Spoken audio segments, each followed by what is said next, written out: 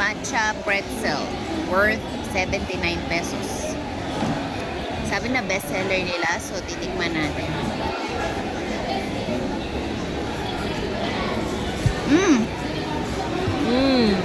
Hindi masarap. Hindi masarap. Yeah. So, how would you describe it?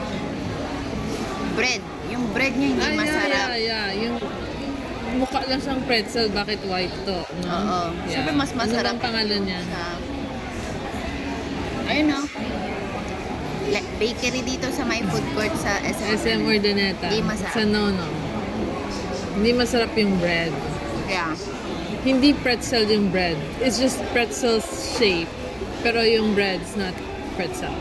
3 out of 10. Yan na. Mm.